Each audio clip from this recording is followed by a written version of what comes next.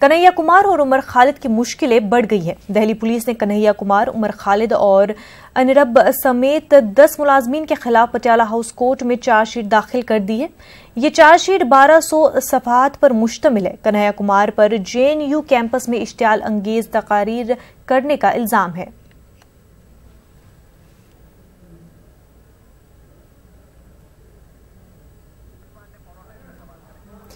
दिल्ली से हमारे नुमाइंदे सुशील पांडे इस वक्त हमारे साथ जुड़ चुके हैं। सुशील, आपसे जानना चाहेंगे कि चार्जशीट फाइल कर दिया गया है, किन किन लोगों का नाम इसमें है?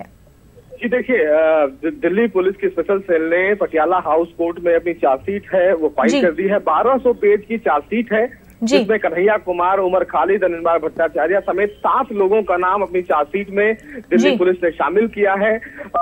जो धाराएं हैं वो अगर मैं आपको जिक्र करूं तो लगभग 8 से 10 ज्यादा की धाराएं हैं, यानी कि धारा 124A, 323, 465, 471, 143, 149, 143 और 120B, यानी कि साजिश रचने की जो धारा है उसके तहत इन तमाम लोगों के खिलाफ मुकदमा दर्ज किया गया है। 15 जनवरी यानी कि कल इस पूरे मामले में पटियाला हाउस कोर्ट ये तय करेगा कि कन्हैया कुमार के खिलाफ जो चार्जशीट फाइल हुई है उस पर संज्ञान लिया जाए या ना लिया जाए। लेकिन फिलहाल चार्जशीट में 10 लोगों के नाम है जिसमें से कन्हैया कुमार का भी नाम शामिल है। जी सुशील, ये भी खबरें सामने आ रही थी कि शैला रशीद का भी इसमें नाम शामिल है।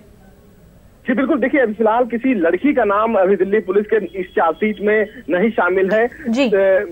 दूसरी अगर कोई चार्जशीट फाइल की जाएगी तो फिलहाल उसमें भले ही शामिल किया जाए, लेकिन दिल्ली पुलिस की चार्जशीट के मुताबिक अभी 10 लोगों का नाम है जिसमें से 7 कश्मीरी हैं और 3 जो है वो कन्हैया कुमार, उमर खालिद और भट्टाचार्य हैं। जी सुशील, और ये भी सवाल खड़े हो रहे हैं कि इतना वक्त क्यों लगा चार्जशीट फाइल करने में, अब जबकि इलेक्शन नजदीक आ रहे हैं। तो ये भी माना जा रहा है कि एक तरह से बीजेपी सरकार जो है अपना कार्ड प्ले कर रही है इस मुद्दे को फिर से उठाते हुए। जी देखिए, फिलहाल ये कानूनन नियम होता है कि चार्जशीट फाइल करने के अपने प्रावधान है 180 दिन, यानी कि जो टोटल समय होता है वो 180 दिन का होता है और 90 दिन का होता है। प्रोसिक्यूशन इस पूरे मामले में अपने समय को एक्सटेंड कर सकता है अगर उस पूरे मामले की जांच कर रहा हो। क्योंकि मामला देशद्रोह से जुड़ा हुआ था, इसलिए पुलिस इस पूरे मामले में लंबे समय में चार्जशीट दाखिल कर सकती है, ये उसके पास अपना अधिकार है। तो ये नहीं कहा जा सकता है कि इतने समय में चार्जशीट क्यों दाखिल नहीं की गई, लेकिन ये साफ है कि चार्जशीट दाखिल करने में देरी कई बार हो चुकी है और कई ऐसे मामले हैं जिसका मामला सुप्रीम कोर्ट तक भी गया है। तो फिलहाल चूंकि प्रोसिक्यूशन होता है, मामले में जांच होती है, तो जो जांच एजेंसी होती है वो चार्जशीट कोर्ट के परमिशन के मुताबिक अपने आधार पर देर में भी दाखिल कर सकती है। ये कानूनी प्रावधान है। जी बिल्कुल सुशील, और ये भी बातें सामने आ रही थी कि कन्हैया कुमार जो है वो कंटेस्ट कर सकते हैं अगले इलेक्शंस में।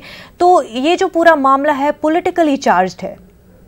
जी देखिए, मामला फिलहाल पॉलिटिकली है या नहीं है ये कह पाना था थोड़ा सा मुश्किल है, क्योंकि मामला अभी अदालत में है। क्योंकि कन्हैया कुमार इलेक्शन कंटेस्ट करने वाले हैं और उनके खिलाफ चार्जशीट दाखिल हो जाना कहीं ना कहीं उनकी मुश्किलें जरूर बढ़ा सकता है। क्योंकि एक तरफ जहां सुप्रीम कोर्ट का ये रूल है कि अगर आपके खिलाफ कोई मामला दर्ज है या आपके खिलाफ कोई मामला चल रहा है तो उसका हलफनामा दाखिल करना होता है। चूंकि कन्हैया कुमार ने ऐसा ऐलान किया है कि वो चुनाव लड़ सकते हैं और ऐसे में अब इस प्रकार चार्जशीट में दाखिल होना और ट्रायल चलना कहीं ना कहीं उनकी मुश्किलें खड़ी कर सकता है। लेकिन कन्हैया कुमार फिलहाल अभी जमानत पे हैं, लेकिन अब जब भी ट्रायल शुरू होगा तो फिलहाल इस पूरे मामले में जब कोर्ट चार्जशीट पर संज्ञान लेगा तो कन्हैया कुमार को एज अक्यूज्ड सम्मन करेगा और उसके बाद उनको कोर्ट में पेश होकर कोर्ट से बाकायदा जमानत देना पड़ेगा।